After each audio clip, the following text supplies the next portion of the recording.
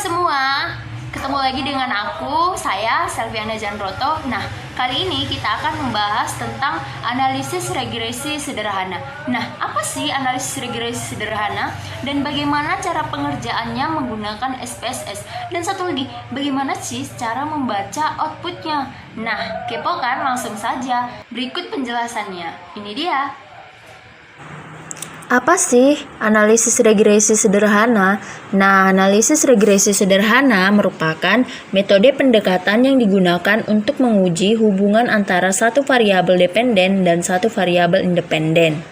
Ada juga tujuan regresi sederhana, yaitu untuk mengetahui arah dari hubungan antara variabel bebas dengan variabel terikat, apakah memiliki hubungan positif atau negatif, serta untuk memprediksi nilai dari variabel terkait apabila nilai variabel bebas mengalami kenaikan ataupun penurunan. Dan ada juga model regresi, yaitu Y sama dengan A ditambah BX, di mana Y yaitu variabel terikat, A adalah konstanta regresi, BX adalah nilai turunan atau peningkatan variabel bebas. Dan ada juga syarat pengujian analisis regresi sederhana, yaitu 1 valid dan reliabel, 2 normal dan linear. Ada juga dasar pengambilan keputusan uji regresi sederhana, yaitu pada pengambilan keputusan terdapat 2 cara, yaitu dengan membandingkan nilai T hitung dengan T tabel, atau dengan membandingkan nilai signifikan dengan nilai probabilitas 0,05. Maksudnya, jika nilai signifikan kurang dari 0,05, artinya variabel X berpengaruh terhadap variabel Y. Jika nilai X signifikan lebih dari 0,05, artinya variabel X tidak terpengaruh terhadap variabel Y. Nah, berikut contoh cara menguji regresi menggunakan aplikasi SPSS.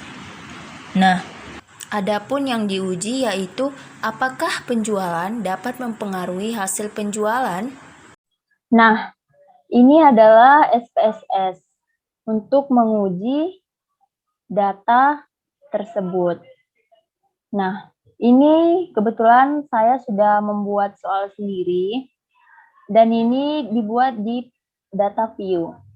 Dan setelah kita buat soal ini, kita beralih ke variable view. Nah, ini kita ganti menjadi X. Kita ganti menjadi X, di mana X itu adalah variabel bebas. Dan ini kita ganti menjadi Y. Y ini artinya variabel terikat. Oke, langsung saja. Ini kita buat labelnya menjadi, untuk yang X kita buat jadi penjualan. Penjualan. Untuk yang Y kita buat jadi hasil penjualan.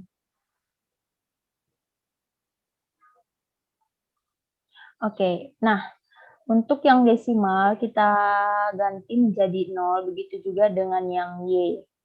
X dengan Y sama-sama dibuat menjadi 0, dan labelnya adalah penjualan dengan hasil penjualan. Langsung saja kita analisis, klik analisis. Setelah itu kita pilih regression, setelah itu kita pilih linear. Nah, ini kan ada dependen dengan independen. Nah, dependen ini kita buat menjadi hasil penjualan. Nah, untuk independen kita buat menjadi penjualan. Setelah itu, setelah kita isi, kita langsung klik statistik. Nah, kita pilih saja R-scalar change, centang aja, sama descriptive, centang, continue. Setelah itu oke. Nah, data regressionnya sudah keluar atau outputnya sudah keluar. Nah, adapun cara membacanya yaitu yang pertama ada variable interrupt or remove, yang artinya adalah tabel variabel penelitian. Nah, adapun cara membacanya ini, pada tabel ini menunjukkan mengenai variabel apa saja yang diproses, mana yang menjadi variabel bebas dan mana yang menjadi variabel terikat. Dan yang menjadi variabel bebas adalah penjualan, sedangkan variabel terikat adalah hasil penjualan. Oke. Langsung saja. Yang kedua ada model summary atau tabel ringkasan model. Nah, pada tabel ini menjelaskan bahwa besarnya nilai korelasi hubungan R yaitu sebesar 0,813 dan dijelaskan besarnya presentase pengaruh variabel bebas terhadap variabel yang terikat disebut koefisien determinasi yang merupakan hasil dari penguadratan R.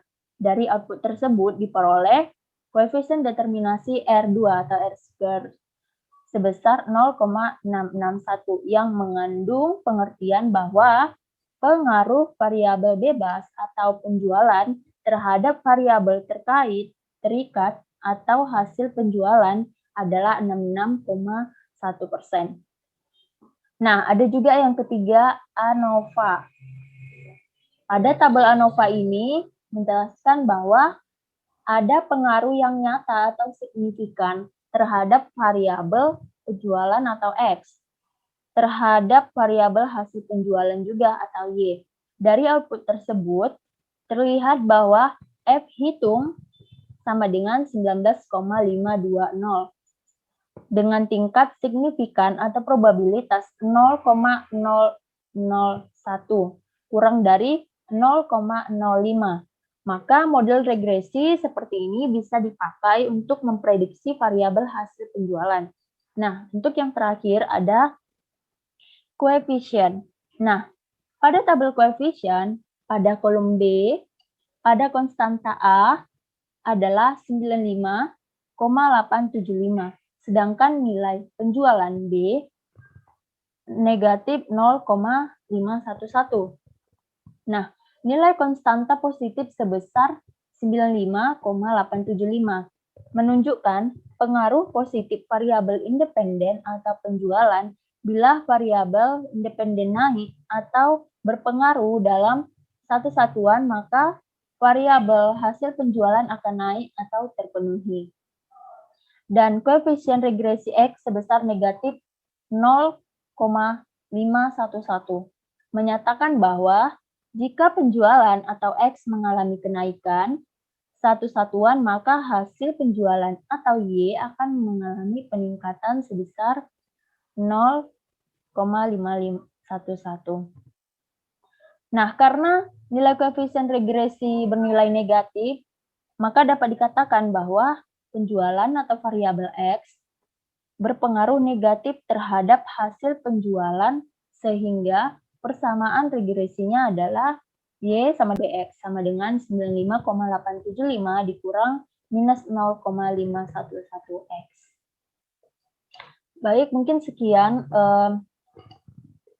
pengertian dari analisis regresi sederhana dan juga cara membacanya dan juga cara menggunakan aplikasi SPSS-nya. Semoga bermanfaat untuk teman-teman semua. Bye-bye. My love is so bad for you. Now with a girl like you, nothing you can do.